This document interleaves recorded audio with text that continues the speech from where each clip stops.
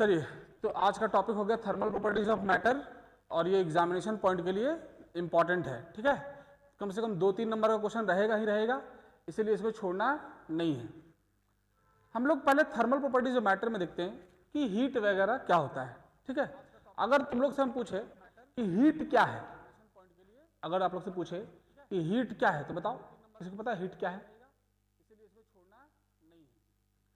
Heat जो basically क्या होता है, हमको पता है कि heat is a form of energy. Heat is a form of energy which can be transferred from one body to another body. अच्छा, हीट जो है वो हीट बेसिकली क्या हम लोग देख रहे हैं, हीट हमारा है एनर्जी, और एनर्जी का ऐसा यूनिट क्या लिखते हैं हम लोग, जूल लिखते हैं। तो हीट का ऐसा यूनिट क्या हो गया, जूल हो गया। अच्छा, वर्क का भी तो ऐसा यूनिट जूल लिखते हैं ना, वर्क डन भी एक तरीके से एनर्जी ही होता है। तो वर्क और हीट में क्या डिफरेंस है, वर्क और हीट में क्या डिफरेंस है? दोनों तो एनर्जी ही है, दोनों का ऐसा यूनिट जूल है। तो वर्क और हीट में डिफरेंस क्या है? तो हम लोग बोलते हैं कि वर्क जो है वो basically mechanical form of energy है। वो क्या है? Mechanical form of energy. Heat जो बेसिकली है वो क्या है? Mechanical form of energy. Sorry, heat बोल रहे हैं, वर्क डन। वर्क डन क्या है? Mechanical form of energy. जैसे कि एक बॉक्स रख दिए रेस्ट पे, उसको हम लोग धक्का लगाए, जैसे ही फोर्स दिए तो क्या हो गया, वो मूव करने लग गया, बॉडी रेस्ट से मोशन में आ गया। मतलब जो हम एनर्जी दिए वो बॉडी का काइनेटिक एनर्जी में एब्जॉर्ब हो गया, बॉडी काइनेटिक एनर्जी शो करने लगा। तो हम लोग कुछ वर्क करना पड़ा ना, ये वर्क करना पड़ा, तो इसलिए इसको क्या बोलते हैं हम लोग? Mechanical form of energy. लेकिन हीट क्या है? हीट जो है बेसिकली ये जो होता है, ये होता है non mechanical form of energy. Non mechanical form of energy है। मतलब अगर हीट को हमको ट्रांसफर करना पड़ेगा तो कोई हमको वर्क डन करने का जरूरत, हम सिंपली दो बॉडी, मान लो एक बॉडी का टेम्परेचर जो है वो 100 डिग्री सेंटीग्रेड है, और एक बॉडी, दूसरा बॉडी जो है उसका टेम्परेचर मान लो 50 डिग्री सेंटीग्रेड है। तो अगर हम इन दोनों को टच करवा दें तो बॉडी हायर टेम्परेचर से लोअर टेम्परेचर की ओर फ्लो करने लगेगा। तो यहां पे तो कोई हमको मैकेनिकल वर्क नहीं करना पड़ा, बस टेम्परेचर हायर टेम्परेचर से लोअर टेम्परेचर में फ्लो कर गया। एनर्जी ऑफ फ्लो कहां से कहां हो गया? हायर टेम्परेचर से लोअर टेम्परेचर। तो बेसिकली हीट जो है वो भी एक एनर्जी ही है, लेकिन वो कैसा है? Non mechanical form of energy. और हमारा जो वर्क डन है वो कैसा है? Mechanical form of energy. दोनों का एसआई यूनिट जूल होता है। अच्छा, इन लोग का एसआई यूनिट हम लोग कैलोरी भी बोलते हैं क्या? एसआई यूनिट जूल है, लेकिन अगर हम लोग सीजीएस में बात करें तो सीजीएस में क्या होता है एसआई यूनिट? कैलोरी। जूल का ही हम लोग सीजीएस में क्या बोलते हैं? तो सीजीएस यूनिट में एसआई यूनिट जो होगा वो क्या हो जाएगा? कैलोरी। ठीक है, अब हम लोग, अगर हम पूछे तुम लोग से बताओ 1 कैलोरी कितना होता है, अगर हम पूछे तुम लोग से कि 1 कैलोरी कितना होता है, तो क्या आप लोग बता पाओगे? 1 कैलोरी, अगर हम तुम लोग से पूछे कि 1 कैलोरी कितना होता है, 1 कैलोरी, तो इसलिए कन्वर्जन में देखते हैं तो 1 कैलोरी जो होता है 4.18 जूल के बराबर होता है। 1 कैलोरी कितना होता है? 4.186 जूल के बराबर होता है। या फिर 1 कैलोरी को हम लोग डिफाइन भी कर सकते हैं कि 1 कैलोरी, अगर इसको ऐसे डिफाइन किया जाता है कि मान लो 1 ग्राम सब्सटेंस, 1 ग्राम सब्सटेंस का टेम्परेचर को अगर हम लोग 1 ग्राम सब्सटेंस का अगर हम टेम्परेचर 1 डिग्री से बढ़ा दें, 1 ग्राम सब्सटेंस का टेम्परेचर अगर हम लोग 1 डिग्री से बढ़ा दे, और ऐसा करने में जो हमको हीट एनर्जी लग रहा है, जो हमको हीट एनर्जी देना पड़ रहा है, उसी को बोलते हैं हम लोग 1 कैलोरी। तो 1 कैलोरी क्या हो गया? 1 calorie is the amount of heat required to raise the temperature of unit mass to unit degree of temperature. ठीक है, समझा? जैसे कि कोई बॉडी है, इसका मास मान लो 1 ग्राम है, और ये अभी मान लो 10 डिग्री सेंटीग्रेड पे है। अब हमको इसका टेम्परेचर को बढ़ा के 11 डिग्री सेंटीग्रेड पे करना है, तो हम लोग को कुछ हीट एनर्जी देना पड़ेगा। वो जो हीट एनर्जी होगा उसी को हम लोग बोलते हैं 1 कैलोरी। समझ में आ गया? बाकी हम आप लोगों को नोट्स में दे दिए हैं, आप लोगों को नोट्स में बहुत क्लियर डिस्क्रिप्टिव वे में लिख दिए हैं, आप लोग ग्रुप में हम भिजवा देंगे। ठीक है, अब आगे हम लोग पढ़ते हैं टेम्परेचर। टेम्परेचर क्या होता है? तो टेम्परेचर हम लोग बोलते हैं temperature is the degree of hotness और कोल्डनेस। हम लोग ऐसे डिफाइन करते हैं ना कि temperature is defined as the degree of hotness और कोल्डनेस। या फिर हम लोग ऐसे ही बोल सकते हैं कि टेम्परेचर वो एक थर्मल स्टेट है। टेम्परेचर वो एक थर्मल स्टेट है जो डिफाइन करेगा कि हीट का फ्लो कहां से कहां होगा। टेम्परेचर वो थर्मल स्टेट है जो डिसाइड करेगा कि हीट का फ्लो कहां से कहां होगा। मतलब direction of flow of heat कौन डिसाइड करेगा? टेम्परेचर। कहने का मतलब मान लो एक बॉडी है वो T1 टेम्परेचर पे है और एक बॉडी जो है वो T2 टेम्परेचर पे है, और हम बोल दें कि T1 is greater than T2, तो जो हीट है वो T1 से फ्लो करके कहां जाएगा? T2 पे जाएगा। तो क्यों जा रहा है T2 पे? ऐसा लोग कंसंट्रेशन लेवल में ऐसे हम लोग बोलते हैं कि T1 का टेम्परेचर ज्यादा है और T2 का टेम्परेचर, तो जो टेम्परेचर है वो हाईएस्ट से लोवेस्ट की तरफ फ्लो करेगा। अच्छा, जिसका टेम्परेचर ज्यादा है इसका मतलब उसका एनर्जी भी, तो एनर्जी हायर एनर्जी लेवल से लोअर एनर्जी में फ्लो करेगा। मतलब क्या होता है ना कि कोई भी सब्सटेंस अपने आप को स्टेबल करना चाहता है, तो जैसे ही हम लोग ये दोनों को टच करेंगे, ये इसके साथ टच करेंगे, तो क्या होगा? जैसे ही हम लोग टच करेंगे तो यहां से टेम्परेचर कुछ फ्लो करने लगेगा इसमें। कब तक फ्लो करेगा? जब तक दोनों इक्विलिब्रियम में ना हो जाए। जैसे ही दोनों का टेम्परेचर सेम हो जाएगा तो क्या हो जाएगा? इक्विलिब्रियम में आ जाएगा और हीट फ्लो नहीं होगा। तो बेसिकली टेम्परेचर क्या है? टेम्परेचर वो पैरामीटर है जो हीट फ्लो का डायरेक्शन को डिसाइड, मतलब हीट का फ्लो अगर होगा इसका मतलब है कि टेम्परेचर का डिफरेंस होना बहुत ज्यादा। जहां पे टेम्परेचर डिफरेंस है वहां पे हीट फ्लो करेगा। तो हीट फ्लो के लिए सबसे बेसिक और नेसेसरी कंडीशन क्या है? कि टेम्परेचर का डिफरेंस होना चाहिए। अगर सेम टेम्परेचर पर रहेगा तो क्या हीट फ्लो करेगा? नहीं करेगा। ठीक है, अब लोग आगे देखते हैं कि हीट को मेजर करने का तरीका क्या क्या है। हीट को मेजर करने का तरीका क्या क्या है? तो थर्मोमेट्री क्या होता है? Thermometry is the process of measurement of heat using a thermometer. Thermometry किसको बोलते हैं? तो थर्मोमेट्री हम लोग डिफाइन करते हैं कि thermometry is the process of measurement of temperature using a device. अब 3 तरीके का हम लोग के पास थर्मोमीटर स्केल है। हम लोग के पास 3 तरीके का थर्मोमीटर स्केल है। अगर तो आप लोग को पता होगा तो पहला जो थर्मोमीटर स्केल है उसको हम लोग क्या बोलते हैं? कुछ बोल दो। केल्विन, सॉरी स्पेलिंग गलत हो रहा है।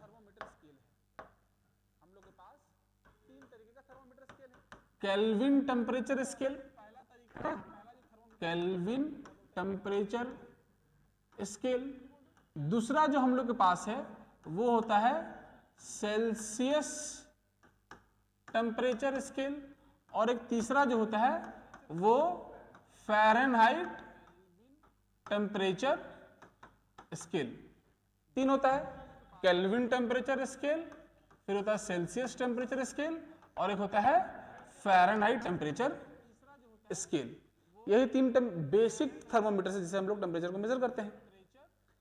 अब ये वर्क कैसे करता है, कैसे हम लोग चेंज करते हैं, अभी हम लोग थोड़ा सा देखते हैं। ठीक है, हम लोग को दो चीज ध्यान में रखना है, और वो दो चीज क्या है कि हम लोग को ये ध्यान में होना चाहिए कि किसी भी स्केल के लिए हर एक स्केल का अपना एक बॉइलिंग पॉइंट और एक आइस पॉइंट। बॉइलिंग पॉइंट कहने का मतलब स्टीम पॉइंट, और एक आइस पॉइंट कहने का मतलब फ्रीजिंग पॉइंट। हर एक टेम्परेचर के लिए आइस पॉइंट और स्टीम पॉइंट डिफाइंड होता है। अगर हम बोले सेल्सियस, अगर हम लोग देखें, एक होता है सेल्सियस, एक होता है केल्विन और एक होता है फ़ारेनहाइट। तो सेल्सियस में अगर हम लोग यहाँ पर लिखे स्टीम पॉइंट, क्या लिख रहे हैं, और नीचे में लिख रहे हैं हम लोग आइस पॉइंट। तो सेल्सियस में आइस पॉइंट कितना पे होता है, 0 डिग्री, और स्टीम पॉइंट कितना होता है, 100 डिग्री। केल्विन में कितना होता है, 273। केल्विन में कितना होता है, 273.15 डिग्री फ़ारेनहाइट, और इसका स्टीम पॉइंट कितना होता है, 373.15 फ़ारेनहाइट, सॉरी केल्विन। फ़ारेनहाइट में क्या होता है आइस पॉइंट, आइस पॉइंट जो होता है फ़ारेनहाइट में वो होता है 32 डिग्री फ़ारेनहाइट, और इसका जो स्टीम पॉइंट होता है वो होता है, ये बार बार चल क्यों नहीं रहा, ये होता है 212 डिग्री फ़ारेनहाइट। ये याद रखना है। सेल्सियस स्केल में 0 डिग्री होता है आइस पॉइंट और 100 डिग्री होता है स्टीम पॉइंट। केल्विन स्केल में 273.15 केल्विन होता है आइस पॉइंट और 373.15 होता है स्टीम पॉइंट। उसी तरह फ़ारेनहाइट में 32 डिग्री फ़ारेनहाइट जो होता है वो होता है आपका आइस पॉइंट, और 212 डिग्री फ़ारेनहाइट जो होता है वो आता है आपका स्टीम पॉइंट। अब हम ये क्यों बताएं, अभी देखते हैं। हमको किसी भी टेम्परेचर स्केल में कन्वर्जन के लिए आप लोगों को एक बहुत फेमस फॉर्मूला पता होगा, अगर आपको पता है तो हम पहले फॉर्मूला लिख दे रहे हैं। C-0/100 is equals to F-32/180 is equals to K-273/100। ये एक फेमस रिलेशन मालूम है ना। ये देखो लिखा कैसे गया है। C क्या होता है, C को हम बोलते हैं मेजरमेंट। क्या बोल रहे हैं हम लोग इसको, मेजरमेंट, या फिर इसको बोल दे रहे हैं हम लोग रीडिंग। C को हम लोग क्या बोल दे रहे हैं, मेजरमेंट या फिर रीडिंग। कौन सा स्केल का, तो सेंटीग्रेड स्केल का। जीरो को हम क्या बोल रहे हैं, ये जीरो है, इसको जीरो जो होता है 0 डिग्री, ये है तुम्हारा आइस पॉइंट। और ये जो 100 है ना, ये 100 जो है, ये जो 100 है, ये क्या है तुम्हारा डिफरेंस इन क्या बॉइलिंग पॉइंट या फ्रीजिंग पॉइंट और आइस पॉइंट में। तो हम लिखते हैं difference in freezing point and steam point. Steam point उसको अगर कहीं गलत लिख दे तो देख लेना, बताना, क्या नोट्स में सही से होगा। यहाँ पे सामने में वर्ड कुछ भी लिख देते हैं, ठीक है। तो देखो बेसिकली क्या होता है ना, ये तीनों पैरामीटर्स जो होगा किसी भी थर्मोमीटर का वो क्या होता है, constant.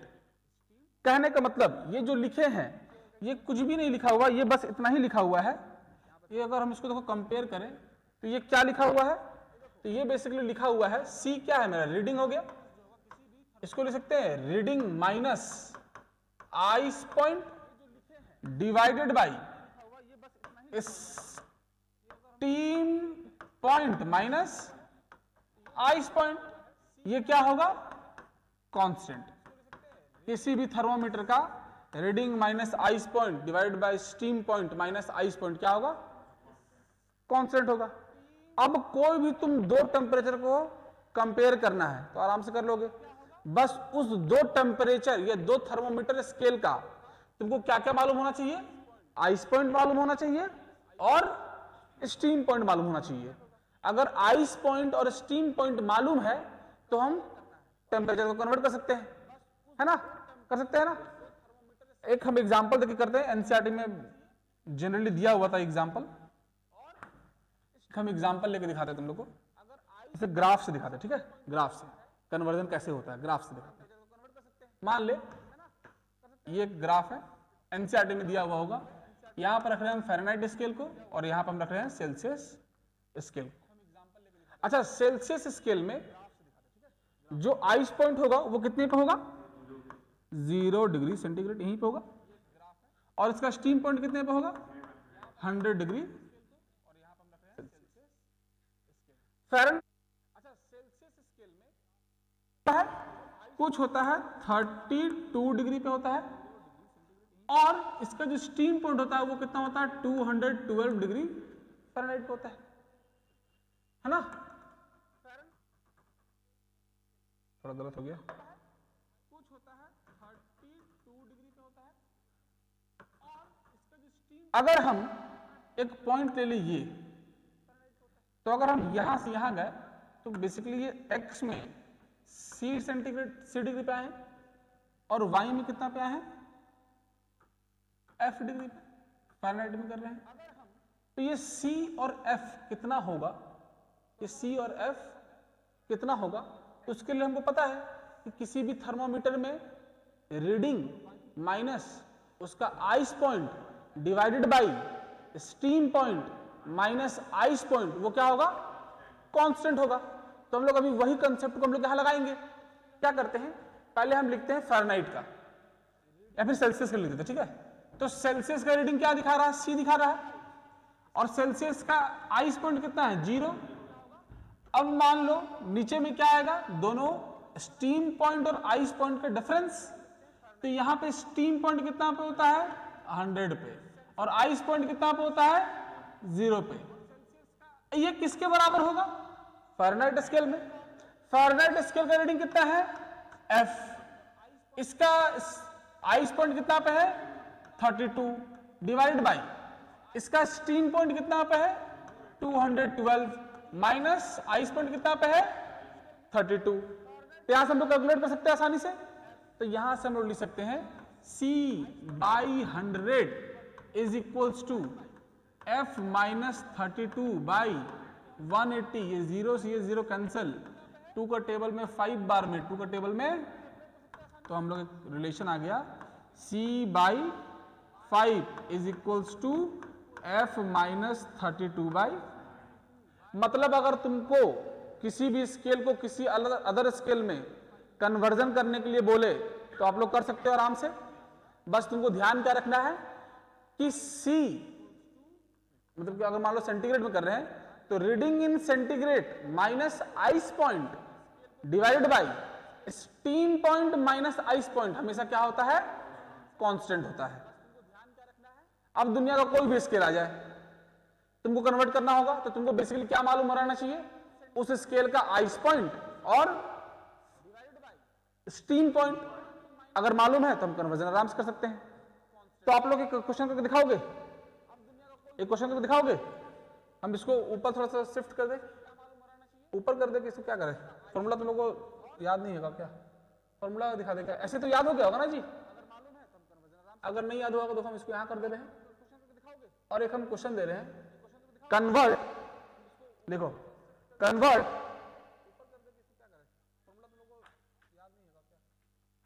27 degree centigrade, convert 27 degree centigrade in kelvin and Fahrenheit,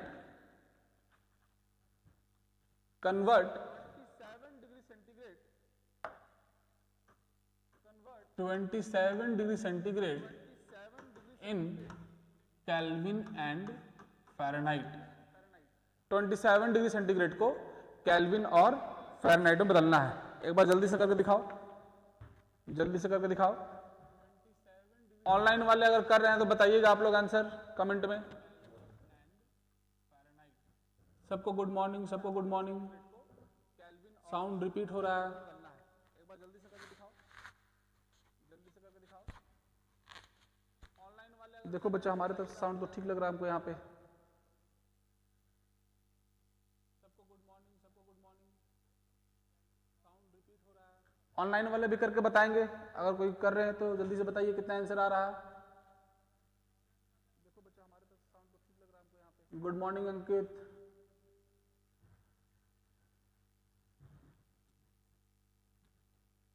online वाले भी करके बताएंगे, अगर कोई कर रहे हैं तो जल्दी से बताइए कितना आंसर आ रहा है। आप लोग आया? देखो हम करके बताते हैं। हमको किसे करना है? सेल्सियस से किस में करना है? मान लो पहले केल्विन में करना है। तो सेल्सियस स्केल में हमको रीडिंग मालूम है ना, 27 डिग्री सेंटीग्रेड रीडिंग दिया हुआ है, और इसका स्टीम पॉइंट होता है 100 डिग्री सेंटीग्रेड और आइस पॉइंट होता है 0 डिग्री सेंटीग्रेड।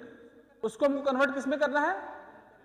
केल्विन में। पहले केल्विन में करते हैं, तो हम लोग क्या लिखते हैं? C minus 0/100 is equals to K minus, बताओ केल्विन में कितना होता है आइस पॉइंट? 273.15 होता है, पर हम लोग कन्वीनियंस के लिए 273 ही लेंगे, ठीक है। तो ये कितना हो गया? K minus 273 is equals two divided by 100। तो ये 100 से 100। सी में टेम्परेचर कितना दिया हुआ है? 27 degree minus 0 is equals to K minus 27 degree 273। तो केल्विन में कितना हो गया ये? 273 प्लस, तो केल्विन में आ गया ये 300 केल्विन हो जाएगा। अब इसी तरह अगर हम बोले कि आप लोग करके दिखाइए फ़ारेनहाइट में, तो क्या फ़ारेनहाइट में टफ है? क्या लिखेंगे यहाँ पे फ़ारेनहाइट में करने के लिए? C minus 0/100 is equals to F minus 32/180, या फिर इसको हटा के हम डायरेक्ट इसको भी लिख सकते हैं क्या? हम ये भी लिख सकते हैं डायरेक्ट, है ना, कर सकते हैं, जैसा अच्छा लगे वैसा अपना कर लो, ठीक है। अब हम लोग आगे बढ़ते हैं और आते हैं थर्मल एक्सपेंशन पे। हम लोग अब आ रहे हैं थर्मल एक्सपेंशन पे। आप लोग को हम नोट्स हम भेज देंगे ग्रुप में बढ़िया सा, ठीक है। अब अगला जो टॉपिक है वो है थर्मल एक्सपेंशन। देखो कोई भी सॉलिड को अगर हम लोग हीट करेंगे, कोई भी सॉलिड लिक्विड गैस को हम लोग, जैसे मान लो सॉलिड को अगर हीट कर रहे हैं, तो सॉलिड का एक्सपेंशन होगा, चाहे तो लेंथ में एक्सपेंशन हो, चाहे तो एरिया में एक्सपेंशन हो, चाहे तो उसका वॉल्यूम में एक्सपेंशन हो। तो जब हीट देने से जो एक्सपेंशन हो रहा है उसी को हम लोग क्या बोल रहे हैं? Thermal expansion. थर्मल एक्सपेंशन में 3 तरीके का एक्सपेंशन हम लोग पढ़ रहे हैं। पहला कैसा पढ़ेंगे? Linear expansion. क्या होगा? लीनियर एक्सपेंशन, जिसमें लेंथ में चेंज हो। दूसरा है एरियल एक्सपेंशन या फिर एरिया एक्सपेंशन हम लोग पढ़ेंगे। और तीसरा क्या है? वॉल्यूमेट्रिक एक्सपेंशन या फिर वॉल्यूम एक्सपेंशन, ठीक है। लीनियर एक्सपेंशन कहने का मतलब कि मान लो कोई एक रॉड दिया हुआ है, वो रॉड का लेंथ L है। अब जैसे ही हम टेम्परेचर देंगे तो टेम्परेचर देने से उसका रॉड का लेंथ डेल्टा L चेंज हो जाएगा, उसका लेंथ बढ़ जाएगा। तो वो जो लेंथ बढ़ा उसी को हम लोग क्या बोलते हैं? Linear expansion. उसी को हम लोग क्या बोलते हैं? Linear expansion. तो लीनियर एक्सपेंशन देखते हैं हम लोग कि मान लो एक रॉड है, इस रॉड का लेंथ L है, इसको हम लोग हीट दिए कुछ डेल्टा T अमाउंट ऑफ, सब डेल्टा वैसा ऐसे लिखते हैं। हम लोग उसको हीट दिए, हीट देने के बाद क्या देखें, इसका लेंथ जो है वो L से बढ़ के ये डेल्टा L बढ़ गया, पहले से कितना था L था, तो नया जो लेंथ आया वो L प्लस डेल्टा L आया। तो यहाँ चेंज कितना का हुआ, डेल्टा L का चेंज हुआ। ये जो डेल्टा L का चेंज है ये एक्सपेरिमेंटली फाउंड किया गया, एक्सपेरिमेंटली फाइंडेड है कि जो डेल्टा L जो होगा, ये जो डेल्टा L है वो प्रोपोर्शनल होगा लेंथ के, जितना ज्यादा लेंथ रहेगा चेंज उतना ज्यादा होगा। फिर देखा गया कि यही डेल्टा L जो है वो प्रोपोर्शनल है टेम्परेचर के, जितना ज्यादा टेम्परेचर दिए उतना ज्यादा एक्सपेंशन हुआ। तो अगर हम इन दोनों को मिला दें तो लिख सकते हैं that implies delta L is directly proportional to L delta T। अब यहां से प्रोपोर्शनैलिटी का साइन हटता है और एक कांस्टेंट लगता है, तो delta L is equals to L alpha delta T। ये अल्फा क्या है, एक कांस्टेंट है जिसको बोलते हैं कोफिशिएंट ऑफ लीनियर एक्सपेंशन। ये अल्फा क्या है, ये अल्फा है coefficient of linear expansion. Alpha क्या है, कोफिशिएंट ऑफ लीनियर एक्सपेंशन। तो हम यहां से अल्फा को लिख सकते हैं, alpha is equals to delta L by L delta T। क्या हो गया, delta L by L delta T।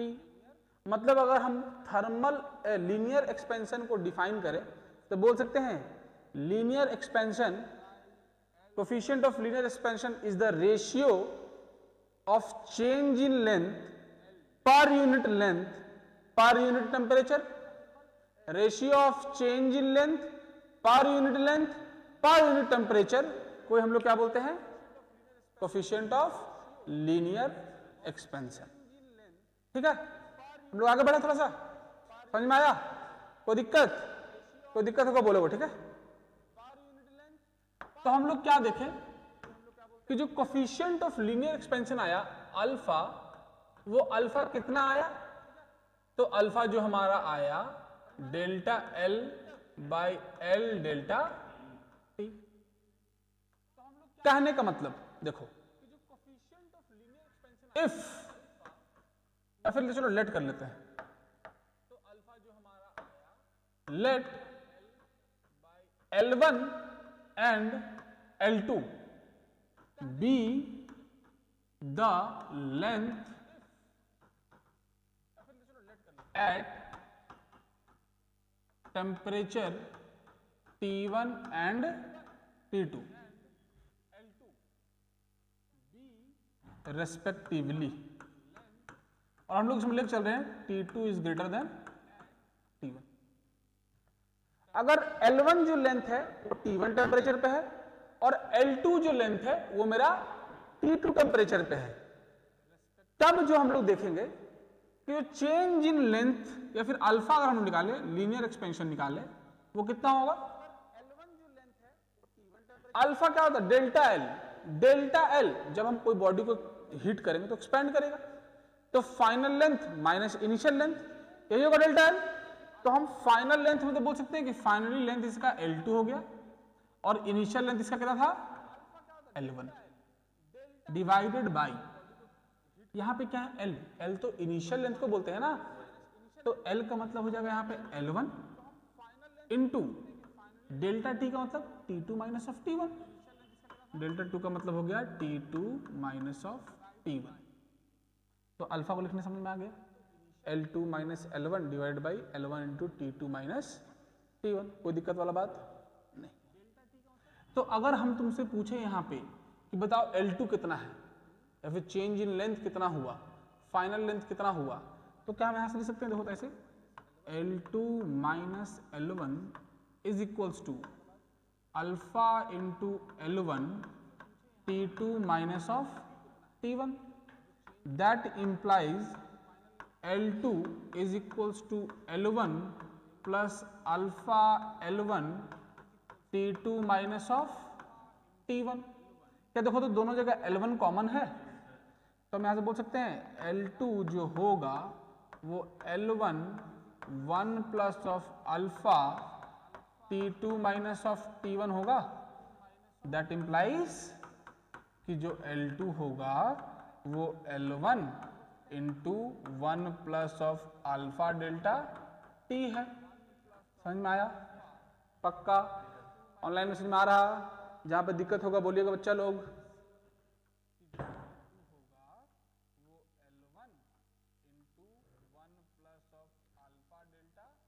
ठीक है, तो चलो इसको आप लोग फटाक से नोट करो। उसके बाद में हम सिमिलरली एरिया एक्सपेंशन और वॉल्यूम एक्सपेंशन भी दिखा दे रहे। ठीक है, थोड़ा जल्दी उतारोगे, बाकी हम नोट्स हम देंगे पर इसको उतार लो। इसको आप लोग फटाक से नोट करो। उसके बाद में हम सिमिलरली एरिया एक्सपेंशन और वॉल्यूम एक्सपेंशन भी दिखा दे रहे। ठीक है, थोड़ा जल्दी उतारोगे, बाकी हम नोट्स हम देंगे पर इसको उतार लो।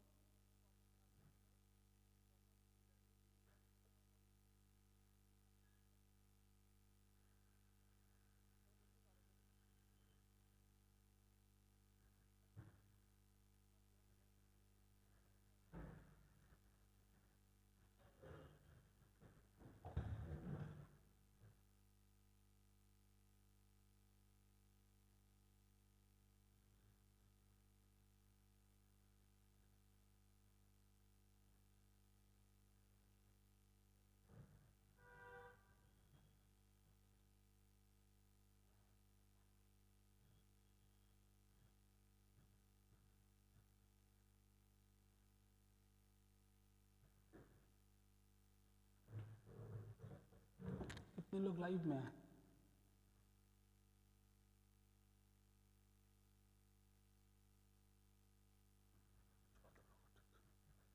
चलो ठीक है, आगे बढ़ते हैं। ठीक है, तो यहां से हम लोग को समझ में आ गया कि अल्फा कितना आया, delta L by L delta T, या फिर डेल्टा एल कितना आया है, alpha into L delta T. ठीक है, अब इसी तरह एरिया में भी कुछ एक्सपेंशन होगा, है ना, एरिया में भी कुछ चेंज होगा या फिर एक्सपेंशन होगा, तो उसी तरह हम लोग एरिया का भी निकाल सकते हैं ना। इसको मिटा देते हैं। इसी तरह हम लोग एरिया में भी कुछ एक्सपेंशन दे सकते हैं कि मान लो एक छोटा सा एरिया है S, इसको हीट दिए, इसका एरिया बढ़ के हो गया डेल्टा S बढ़ गया, मतलब जो अब नया एरिया जो हो गया वो S प्लस डेल्टा S हो गया। तो जो चेंज इन एरिया आया, ये जो चेंज इन एरिया आया, ये जो होता है इसको भी वैसे ही लिख देते हैं, जो चेंज इन एरिया होता है वो प्रोपोर्शनल टू इनिशियल एरिया होता है, और ये चेंज इन एरिया जो होगा वो प्रोपोर्शनल होगा डेल्टा टी के। तो यहां से हम लिख सकते हैं कि डेल्टा एस जो होगा वो proportional to S delta T होगा, और यहां पे प्रोपोर्शनलिटी का साइन हटता है तो एक कांस्टेंट लगता है जिसको बोलते हैं बीटा, और ये हो जाएगा एस डेल्टा टी, जहां पे बीटा क्या होगा, कोफिशिएंट ऑफ एरिया एक्सपेंशन। यहां बीटा क्या हो जाएगा, coefficient of area expansion. Similarly हम लोग वॉल्यूम को भी लिख सकते हैं क्या, कि जो चेंज इन वॉल्यूम होगा वो होता है gamma into we delta T. सकते हैं ना, कि मान लो एक ऑब्जेक्ट है, ये ऐसा मान लेते हैं, ये क्यूबॉइड है, इसका वॉल्यूम जो है v था, और इसको हीट देने पे मान लो इसका वॉल्यूम कुछ चेंज कर गया डेल्टा v से। ठीक है, इसका वॉल्यूम जो चेंज कर गया कितना से, डेल्टा v से। तो जो डेल्टा v होगा वो डायरेक्टली प्रोपोर्शनल टू v होगा, और वही delta v directly proportional to delta t होगा। तो इसका मतलब delta v is proportional to v delta t। यहां से प्रोपोर्शनलिटी का साइन हटेगा तो एक कांस्टेंट आएगा, इसको बोलते हैं गामा। तो यहां से गामा इज इक्वल्स टू क्या लिख सकते हैं, delta v by v delta t, और यहां से बीटा को क्या लिख सकते हैं, बीटा को लिख सकते हैं delta s by s delta t। कोई दिक्कत? अब इसको हम लोग वैसे लिख सकते हैं ना, कि अगर हम बोल देते let S1 be the S1 and S2 be the area at temperature T1 and T2, तो हम लोग बीटा वहां से निकाल सकते थे, S2 minus S1 divide by S1 into T2 minus of T1। उसी तरह वॉल्यूम में भी कर सकते हैं, कोई दिक्कत वाला बात, समझ में आ जाएगा। बाकी हम जो नोट्स भेजेंगे उसमें और डिस्क्रिप्टिव वे में अच्छे से लिखा हुआ है, पर यहाँ समझ में आ रहा है, आ रहा है। चलो अगर उतारना है कुछ तो उतार सकते हो। अब हम लोग जो है रिलेशन बिटवीन अल्फा, बीटा और गामा देखेंगे, relation between alpha, beta and gamma. इसको फट से हम लोग आगे करते हैं, relation between alpha, beta and gamma. Alpha, beta और गामा देखेंगे, relation between alpha, beta and gamma. इसको फट से हम लोग आगे करते हैं, relation between alpha, beta and gamma.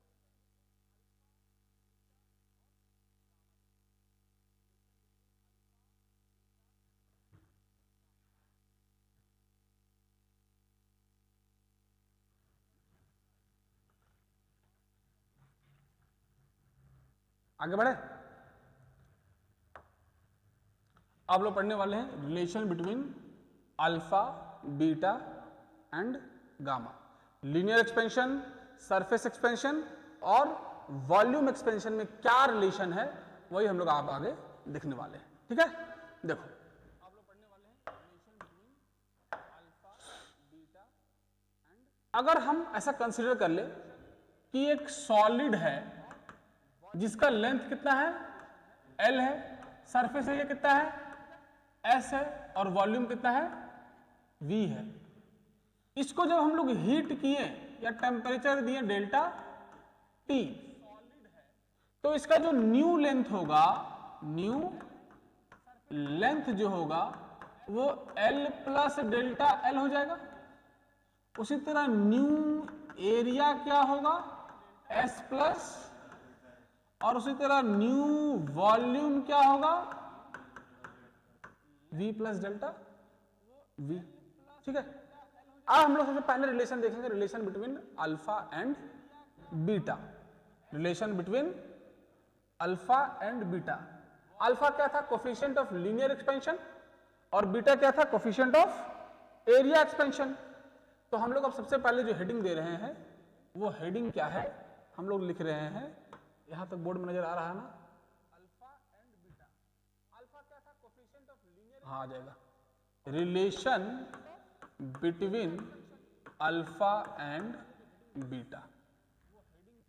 ठीक है, हम लोग अल्फा और बीटा के बीच में रिलेशन लिख रहे हैं। देखो जो नया एरिया है वो क्या S प्लस डेल्टा S हो चुका है। तो नया एरिया, पुराना वाला एरिया का लेंथ, अगर एरिया S था उसको लिख सकते हैं L स्क्वायर, एरिया को लिख सकते हैं, अगर स्क्वायर है, देखो ना लेंथ सबका सेम है ना, सॉलिड इसका लेंथ L है, तो उसका एरिया कितना होगा, L स्क्वायर। अब तो नया एरिया क्या हो जाएगा, L प्लस डेल्टा L का होल स्क्वायर। तो यहां से लिखते हैं S plus delta S is equals to, ये लिख सकते हैं L square plus delta square L square plus 2। अच्छा रुको, हम डेल्टा L की जगह पे हम डेल्टा L का वैल्यू को पहले पुट कर देते हैं। ठीक है, डेल्टा L की जगह पे वैल्यू पुट नहीं किया ना अभी हम लोग, रुको हम क्या करते हैं, रुक जाओ एक स्टेप और बढ़ा देते हैं वरना दिक्कत हो जाएगा। इसको देखो तो ऐसे लिख सकते हैं L प्लस, अभी तुरंत हम लोग पढ़े थे चेंज इन लेंथ कितना होता है, अल्फा L डेल्टा T, अरे हाँ ना बोल, ये पढ़ा था ना अभी चेंज इन लेंथ। अब हम इसका स्क्वायर करेंगे, तो अगर हम लोग इसका स्क्वायर करेंगे तो S plus delta S is equals to, यहां क्या होगा, L square plus alpha L delta T का whole square plus 2 alpha L square delta T। यहां तक समझ में आया, पक्का। देखो तो इसका जब स्क्वायर करेंगे तो यहाँ L स्क्वायर कॉमन आ जाएगा, देखना कहीं पे हम यहाँ पे कैपिटल लिख दिए क्या, देखो तो सब में से L स्क्वायर कॉमन निकल जाएगा। तो हम बोल सकते हैं कि S प्लस डेल्टा S जो होगा वो L square bracket 1 plus alpha square delta T square plus 2 alpha delta T, अरे हाँ ना बोल सकते हैं ना। अच्छा, डेल्टा एस को क्या लिख सकते हैं? Beta S into delta T, अभी पढ़ाए थे, है ना। तो हम आगे चल के लिख रहे हैं S plus beta S into delta T is equals to L square 1 plus alpha square delta T square plus of 2 alpha delta T. यहां तक समझ में आया? देखो तो यहां से s कॉमन आ जाएगा। s अगर कॉमन आ जाएगा तो s कॉमन निकालिए, यहां लिख दिए 1 plus beta delta T is equals to L square 1 plus alpha square delta T plus of 2 alpha delta T. अरे है ना बोल। देखो तो यहां, हाँ अच्छा, यहां डेल्टा टी का स्क्वायर होगा ना, स्क्वायर करना, ठीक है। देखो तो ये एरिया और ये एरिया कैंसिल हो जाएगा। एस मतलब भी एल स्क्वायर और वहां एल स्क्वायर है ही, दोनों इक्वल है, कैंसिल हो गया। तो यहां से कितना आ गया? 1 plus beta delta T is equals to 1 plus alpha square delta T square plus 2 alpha delta T. ये 1 से 1 भी कैंसिल हो जाएगा। अब देखो जो अल्फा जो होता है वो बहुत कम होता है। अल्फा क्या है? अगर अल्फा की वैल्यू बहुत कम है तो उसका स्क्वायर करने पे वैल्यू और कम हो जाएगा ना। तो हम लोग क्या कर दे रहे हैं? Neglecting alpha square term. क्यों कर रहे हैं? क्योंकि ये वेरी वेरी स्मॉल है, ये बहुत छोटा है। तो अगर नेग्लेक्ट कर देंगे तो यहां पे हमारे पास क्या बच जाएगा? Beta delta T is equals to 2 alpha delta T. ये डेल्टा टी कैंसिल हो गया। दैट इंप्लाइज यहां पे क्या आ गया? Beta is equals to 2 alpha. समझ में आया? दैट इंप्लाइज, इसको हम लोग बोल सकते हैं alpha is equals to beta by 2। कोई दिक्कत? समझ में आ गया? जल्दी से उतारो वरना हम नोट्स भेजेंगे, और अगर कहीं दिक्कत तो फटाक से पूछो।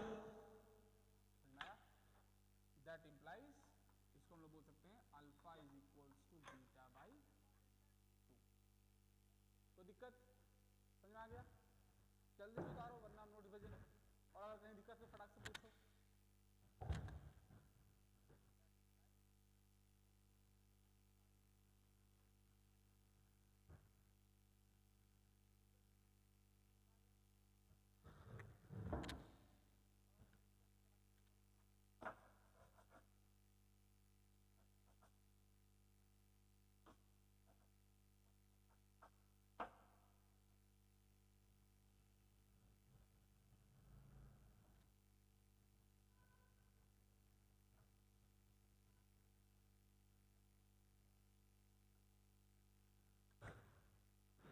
ऑनलाइन में धीरे धीरे लोग छोड़ते जा रहे हैं, लेफ्ट आउट करते जा रहे हैं।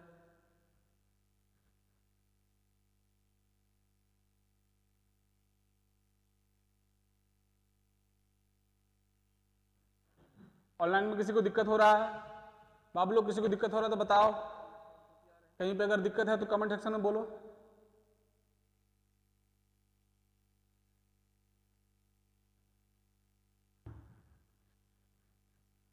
ऑनलाइन में किसी को दिक्कत हो रहा है? बाबू लोग किसी को दिक्कत हो रहा है तो बताओ। कहीं पे अगर दिक्कत है तो कमेंट सेक्शन में बोलो।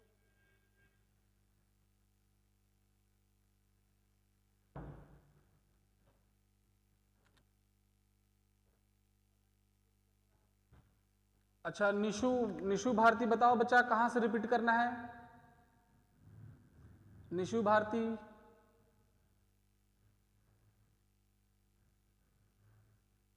पूरा रिपीट कर दे बच्चा। अगर पूरा रिपीट करना है तो लिख दो यस सर। पूरा रिपीट करना है। निशु भारती एक बार बताओ बच्चा, लिखकर पूरा रिपीट कर दें क्या?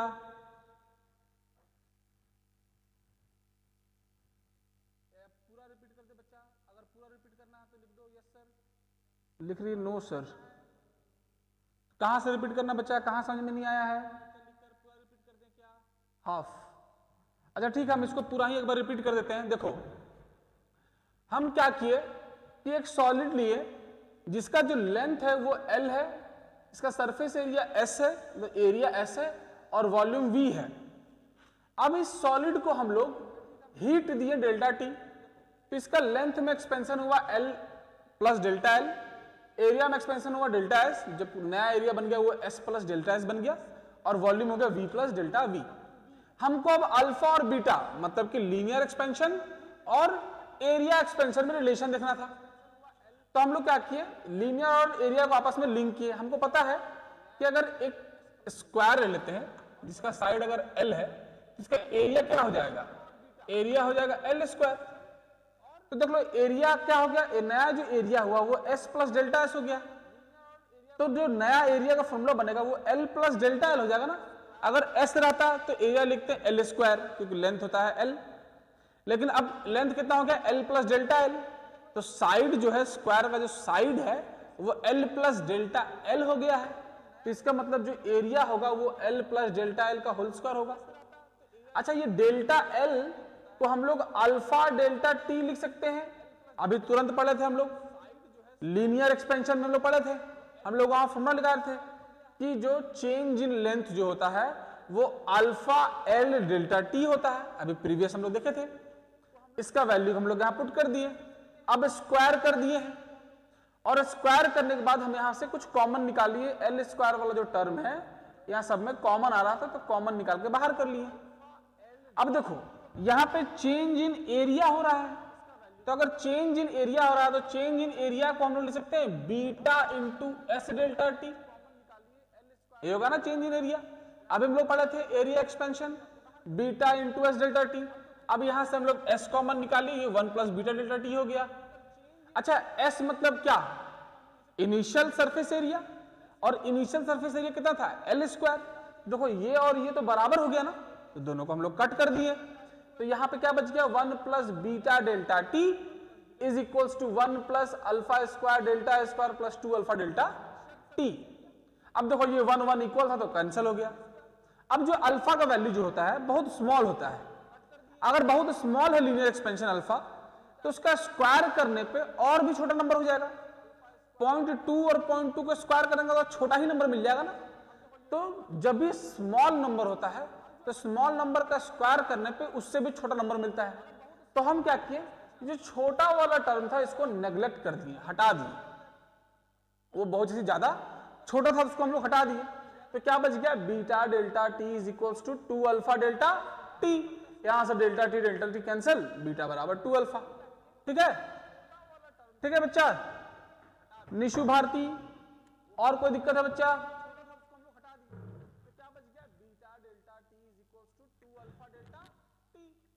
निशु भारती जल्दी बताइए और कोई दिक्कत है? वो बोल रही है 5th लाइन, तो 1 2 3 4 5 यहाँ पे वही किया है। यहाँ पे डेल्टा S का वैल्यू लिख दिए हैं, बीटा S डेल्टा T। ठीक है, कोफिशिएंट ऑफ एरिया एक्सपेंशन, अब लिख दे रहे थे एरिया एक्सपेंशन।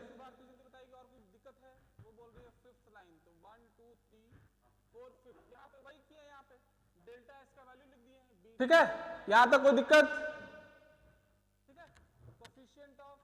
चलो ठीक है बच्चा, आगे बढ़ते हैं। अब हम लोग एक और रिलेशन पढ़ने वाले हैं, relation between alpha and gamma. Relation between alpha and gamma. हम क्या करते हैं ना कि ये रिलेशन बता के अब क्लास को खत्म करेंगे। लास्ट रिलेशन बता रहे हैं, relation between alpha and gamma. उसके बाद जो है कुछ कुछ चीज बच जाएगा, जैसे एनामेलस बिहेवियर ऑफ वाटर, ठीक है, स्पेसिफिक हीट कैपेसिटी और मोड्स ऑफ हीट ट्रांसफर। ये 2-3 टॉपिक और बच जाएगा। तो हम क्या करेंगे, कल पहले आप लोगों को नोट्स भेज देंगे और उसके बाद कल हम एक क्लास ले लेंगे या फिर वीडियो रिकॉर्ड करवा लेंगे और आपको ग्रुप में डाल देंगे। ठीक है, तो आज हम क्या करते हैं, एक और रिलेशन जो है, ये रिलेशन अल्फा और बीटा के बीच में है, एक और रिलेशन हम करवा रहे हैं अल्फा और गामा के बीच में, और क्लास को खत्म कर देंगे। और बाकी का जो रिमेनिंग होगा वो हम कल बता देंगे। ठीक है, उससे पहले आप लोग को हम ग्रुप में नोट्स भेज देंगे ताकि आप लोग एक बार रीडिंग करके रखना, तो समझने में और ज्यादा आसानी होगा। ठीक है, ऑनलाइन वाले बच्चे भी बहुत सारा डाउट लगता है, नहीं पूछ पा रहे हैं, क्लास में माहौल अलग बनता है। ठीक है, चलो तो हम इसके बाद क्लास बंद करेंगे, तो एक लास्ट रिलेशन पढ़ा देते हैं। ये लिखो, relation between alpha and gamma. Relation between alpha and gamma. देखो, relation between alpha and gamma. अब हम लोग लीनियर एक्सपेंशन और वॉल्यूमेट्रिक एक्सपेंशन को हम लोग लिंक कर रहे हैं। तो वॉल्यूम, अगर एक क्यूबॉइड है, एक क्यूबॉइड है, उसका लेंथ, साइड का लेंथ अगर L है तो वॉल्यूम क्या हो जाएगा? सॉरी, क्यूब है, क्यूबॉइड में तो लेंथ, ब्रेथ और हाइट अलग अलग होता है ना। अगर एक क्यूब है ऑफ लेंथ L, तो उसका जो है वॉल्यूम कितना होगा? L क्यूब होगा। लेकिन यहां पे क्या हो रहा है कि लेंथ तो L प्लस डेल्टा L से बढ़ जा रहा है। तो हम लोग अब क्या करते हैं, वॉल्यूम और लेंथ को लिंक कर लेते हैं आपस में। हमको पता है कि जो वॉल्यूम है V प्लस डेल्टा V है, और इसको, ये वॉल्यूम को लिख सकते हैं, ये वॉल्यूम जो होगा वो L प्लस डेल्टा L के क्यूब होगा। अरे हाँ हो, अच्छा, V प्लस डेल्टा V मतलब change in volume. Change in volume को हम लोग क्या लिख सकते हैं? गामा V डेल्टा T, ये लिखते हैं ना, gamma V delta T is equals to L plus delta L को क्या लिख सकते हैं बताओ? अल्फा L डेल्टा T का ये हो जाएगा होल क्यूब। अच्छा देखो, तो यहां से V और V कॉमन निकल जाएगा क्या? V is equals to 1 plus gamma delta T, यहां पे क्या हो जाएगा? L का क्यूब है वहां पे, ध्यान से देखो। तो अगर हम L क्यूब L निकालेंगे बाहर, तो यहां पे क्यूब निकलेगा ना, यहां हो जाएगा 1 प्लस अल्फा डेल्टा T का होल क्यूब। अब बताओ A प्लस B का होल क्यूब क्या होता है? A cube plus B cube plus 3A square B 3AB square. चलो बहुत बढ़िया आता है। तो V is equals to 1 plus gamma delta T is equals to L into 1 का क्यूब 1 ही होगा, A cube plus B cube कितना होगा? अल्फा क्यूब डेल्टा T का होल क्यूब प्लस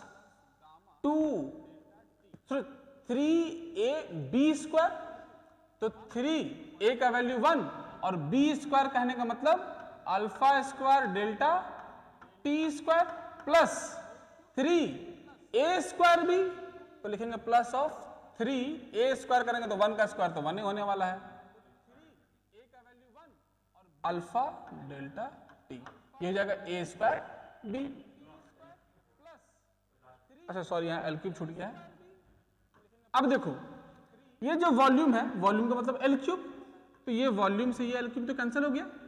यहाँ क्या बच गया? 1 plus gamma delta T is equals to 1 plus alpha cube delta T का whole cube plus 3 alpha square delta T का whole square plus 3 alpha delta T। अरे हाँ ना बोल। अब देखो, अल्फा तो बहुत छोटा है, तो अल्फा का स्क्वायर और अल्फा का क्यूब भी बहुत छोटा होगा। तो हम ये दोनों टर्म को क्या कर दे रहे हैं? नेग्लेक्ट कर दे रहे हैं। ये दोनों टर्म को हम क्या कर दे रहे हैं? ये वाला टर्म को मिट गया। हम क्या कर रहे हैं ना, ये वाला टर्म को हम लोग नेग्लेक्ट कर दे रहे हैं। देखो, ये वाला टर्म को हम लोग नेग्लेक्ट कर दिए और ये वाला टर्म को भी हम लोग नेग्लेक्ट कर दिए।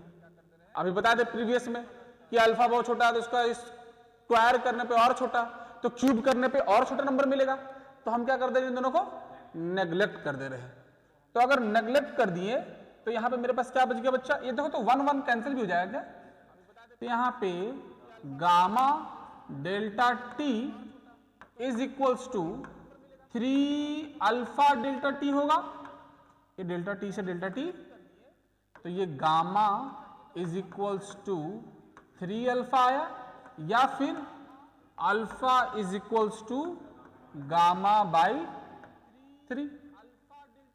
कोई दिक्कत यहां तक समझ में आ रहा है? अगर आप लोग ऑनलाइन में नोट कर रहे होंगे तो पॉज करके बाद में नोट कर लीजिएगा, अभी तो पढ़ते जाइए, ठीक है। अब देखो हम लोग क्या करते हैं, तो दो रिलेशन हम लोग को यहां पे पता चला। क्या क्या रिलेशन पता चला? एक होता है alpha is equals to beta by 2 और एक होता है alpha is equals to gamma by 3।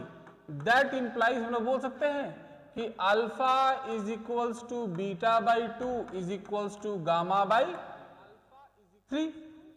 देखो तो सब सारे न्यूमरेटर को अगर हम 6 से मल्टीप्लाई कर दें, किससे मल्टीप्लाई कर देते हैं, ये क्या हो जाएगा 6 alpha is equals to 6 beta by 2 is equals to 6 gamma by, ये कट जाएगा 3 के टेबल में, ये कट जाएगा 2 के टेबल में।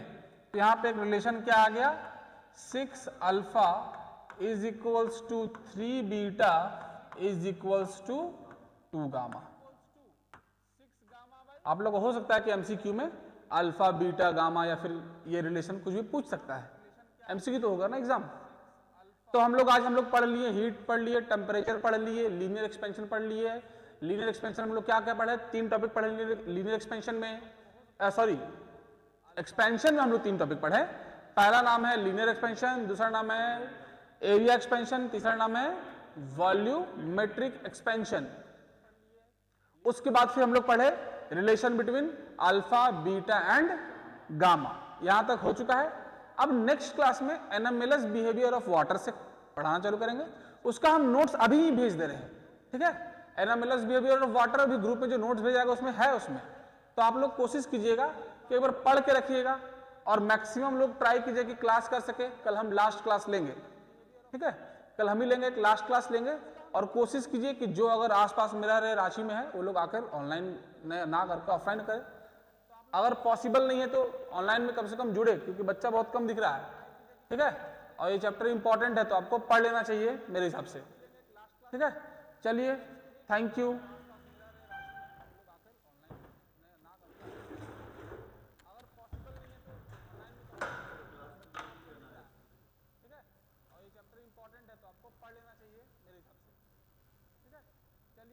अच्छा, रविराज ने कुछ क्वेश्चन